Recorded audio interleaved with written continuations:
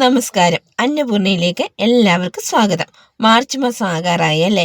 പരീക്ഷാക്കാലം തുടങ്ങാറായി.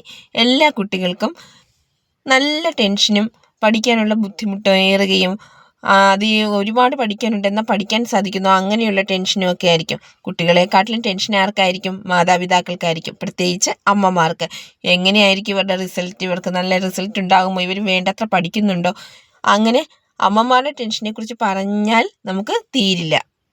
കുട്ടികൾക്ക് പരീക്ഷയിൽ നല്ല വിജയം നേടാനും ഏകാഗ്രത കിട്ടാനും മനസ്സുറച്ചിരുന്ന് പഠിക്കാനും ഒക്കെയായി ഏതാനും വഴിപാടുകൾ പറഞ്ഞു തരാം. താൻ പാതി ദൈവം പാതി എന്നാണല്ലോ. വഴിപാടുകൾ മാത്രം ചെയ്തുകൊണ്ട് പറ്റുകയില്ല. നമ്മളുടെ കർമ്മം നമ്മളും ചെയ്യണം. അതായത് കുട്ടികൾക്ക് പഠിക്കാനുള്ള സാഹചര്യം ഒരുക്കി കൊടുക്കുക, കുട്ടികൾ നന്നായി പഠിക്കുന്നുണ്ടോ എന്ന് നോക്കുക, അവരെ നന്നായി ശ്രദ്ധിക്കുക, കൂടുതൽ അവർക്ക് ടെൻഷൻ കൊടുക്കാതെ അവരെ കൂടുതൽ വഴക്ക് പറയാതെ അവർ പഠിക്കുന്നതിനോടൊപ്പം തന്നെ നീങ്ങുക. പിന്നെ കുട്ടികളോട് ഈശ്വരൻ എല്ലാം ചെയ്തു തരും എന്ന് വിചാരിച്ച് നിങ്ങൾ അവിടെ അടങ്ങിയിരിക്കരുത്. നിങ്ങൾ നന്നായി പഠിച്ചു വേണം പരീക്ഷ എഴുതാൻ. സ്ഥിരതയാർന്ന പരിശ്രമം കൊണ്ട് മാത്രമേ ജീവിതത്തിൽ വിജയം വരിക്കാൻ സാധിക്കുന്നുള്ളൂ. വിജയം എന്നത് ഒരു ദിവസം കൊണ്ടൊന്നും ലഭിക്കുന്ന ഒന്നല്ല. അത് തളരാതെ മുന്നോട്ട് പോകുന്ന ഒരു ശക്തിയാണ്. വ്യക്തമായൊരു ലക്ഷ്യം നിങ്ങൾക്ക് ജീവിതത്തിൽ ഉടനീളം ഉണ്ടായിരിക്കണം. പ്രാർത്ഥനയോടൊപ്പം തന്നെ കൃത്യമായ പ്ലാനിങ്ങോടെ വ്യക്തമായി എല്ലാവരും പഠിച്ച് നന്നായി റിവിഷൻ ചെയ്ത് പരീക്ഷ എഴുതാൻ പോവാൻ ശ്രദ്ധിക്കണം. പ്രാർത്ഥനകളും അത്യാവശ്യം തന്നെയാണ്, അതിനൊപ്പം പഠനവും. നന്നായി ഭക്ഷണം കഴിക്കുക, നല്ലപോലെ വെള്ളം കുടിക്കുക, ദഹിക്കുന്ന ഭക്ഷണം മാത്രം കഴിക്കുക, കുറച്ചു നേരം വിശ്രമിക്കുക, ഇവയെല്ലാം പഠനത്തോടൊപ്പം തന്നെ ആവശ്യമാണ്. എല്ലാവർക്കും പരീക്ഷാ ആശംസകൾ നേരുന്നു. നമുക്ക് വഴിപാടുകൾ എന്തൊക്കെയാണെന്ന് നോക്കാം. പരീക്ഷാ സമയത്ത് മനസ്സിന് ഏകാഗ്രതയും ആത്മവിശ്വാസവും ലഭിക്കാൻ നിലവിലുള്ള ചില പ്രാർത്ഥനകൾ താഴെ നൽകുന്നു.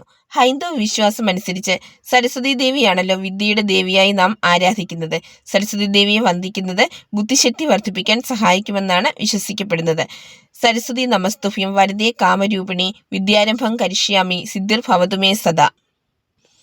സരസ്വതി ദേവിക്ക് അർച്ചന, പുഷ്പാഞ്ജലി എന്നിവ നടത്താവുന്നതാണ്. പിന്നെ ഗണപതി ഭഗവാൻ സർവ്വ വിഘ്നങ്ങളും അകറ്റുന്നത് ഗണപതി ഭഗവാനാണ്. ഗണപതി ക്ഷേത്രങ്ങൾ പോവുകയും കുട്ടികളുടെ പേരിൽ വഴിപാട് നടത്തുകയും ചെയ്യുന്നതും ഏത്തമിടുന്നതും വളരെ നല്ലതാണ്. തടസ്സങ്ങൾ നീങ്ങാൻ ഓം ഗം ഗണപതിയെ നമാം എന്ന മന്ത്രം ജപിക്കുന്നത് വളരെയധികം നല്ലതാണ്. അറിവിൻ്റെ ദൈവമായ ദക്ഷിണാമൂർത്തിയെ, അതായത് സാക്ഷാൽ മഹാദേവനെ ധ്യാനിക്കുന്നത് ഏകാഗ്രതയ്ക്ക് ഉത്തമമാണ്. കുട്ടികളുടെ പേരിൽ അമ്പലത്തിൽ ധാര കഴിക്കുന്നത് കുട്ടികൾക്ക് മനസ്സമാധാനവും ശാന്തിയും നൽകാനും അവർക്ക് പഠനത്തിൽ കൂടുതൽ ഏകാഗ്രതയായി പഠിക്കാനും അവരെ സഹായിക്കുന്നതാണ്. പ്രാർത്ഥനയോടൊപ്പം തന്നെ പഠനത്തിൽ വിജയം നേടാൻ താഴെ പറയുന്ന ശീലങ്ങൾ കൂടി പാലിക്കുന്നത് നന്നായിരിക്കും. കൃത്യമായ പ്ലാനിങ്. ഓരോ ദിവസവും പഠിക്കാനുള്ള ഭാഗങ്ങൾ നേരത്തെ തീരുമാനിക്കുകയും ഒരു ടൈം ടേബിൾ ഉണ്ടാക്കി അത് പിന്തുടരുകയും ചെയ്യുക. ഏകാഗ്രതയോടെയുള്ള പഠനം. പഠിക്കുമ്പോൾ മൊബൈൽ ഫോൺ പോലുള്ള ശ്രദ്ധ മാറ്റുന്ന കാര്യങ്ങൾ ഒഴിവാക്കുക. കുറിപ്പുകൾ തയ്യാറാക്കണം. പ്രധാനപ്പെട്ട ഭാഗങ്ങൾ സ്വന്തം വാക്കുകളിൽ എഴുതി വയ്ക്കുന്നത് പരീക്ഷാ സമയത്ത് ഓർത്തെടുക്കാൻ സഹായിക്കും. ആവർത്തിച്ചുള്ള വായന. ഇനിയുള്ള സമയം, ഇനി വളരെ കുറച്ച് സമയമല്ലേ ഉള്ളൂ എക്സാം ഒക്കെ തുടങ്ങാൻ. ഇതായിരിക്കും ഏറ്റവും നിങ്ങൾക്ക് നല്ലത്. പഠിച്ച കാര്യങ്ങൾ വളരെ കൃത്യമായ ഇടവേളകൾ വീണ്ടും വീണ്ടും വായിച്ചു നോക്കുക. ഇത് ദീർഘകാലം ഓർമ്മയിൽ നിൽക്കാനായി സഹായിക്കും. ആരോഗ്യകരമായ ശീലങ്ങൾ. ആവശ്യത്തിന് ഉറക്കം, പോഷകാഹാരം. പഠനത്തിൽ മികച്ച പ്രകടനം കാഴ്ചവെക്കാൻ ഇവ രണ്ടും അത്യാവശ്യമാണ്. ഉറക്കം കളഞ്ഞ് പഠിക്കേണ്ട ആവശ്യമൊന്നുമില്ല. പഠിച്ച കാര്യങ്ങൾ വ്യക്തവും കൃത്യവുമായി പഠിച്ചു കഴിഞ്ഞാൽ നമുക്ക് അധിക നേരം ഒന്നും പഠിക്കാനായി ആവശ്യമില്ല.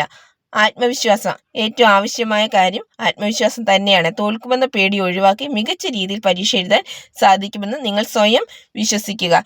നിങ്ങൾ ഏത് ഈശ്വരനെയാണോ, ഏത് മൂർത്തിയാണോ നിങ്ങൾ ആരാധിക്കുന്നത് അദ്ദേഹത്തിൽ സമർപ്പിച്ചുകൊണ്ട് നിങ്ങളത് പഠിച്ച് മുന്നോട്ട് പോകാനായി ശ്രമിക്കുക. പഠനത്തിൽ കൂടുതൽ സഹായത്തിനായി നിങ്ങൾക്ക് ആരുടെയെങ്കിലും സഹായം തേടണമെങ്കിൽ അത് തേടുക. നിങ്ങൾ ഇപ്പോൾ ഏത് ക്ലാസ്സിലോ കോഴ്സിലോ ആണ് പഠിക്കുന്നത് എന്ന് വ്യക്തമാക്കിയാൽ കൂടുതൽ ആ പ്ലാനിങ്ങോട് കൂടി അടുത്ത സ്റ്റെപ്പ് എന്തിനു പോകണം എന്നുള്ള ആ പ്ലാനിങ് നിങ്ങളുടെ മനസ്സിലുണ്ടാവണം. ആ ഒരു ബോധമുണ്ടെങ്കിൽ, ആ ഒരു ഉറച്ച ലക്ഷ്യമുണ്ടെങ്കിൽ നിങ്ങൾക്ക് നന്നായി പഠിക്കാൻ സഹായിക്കും. എല്ലാവർക്കും നല്ലൊരു വിജയം ആശംസിച്ചുകൊണ്ട് ഇന്നത്തെ വീഡിയോ നിർത്തുന്നു. നന്ദി, നമസ്കാരം.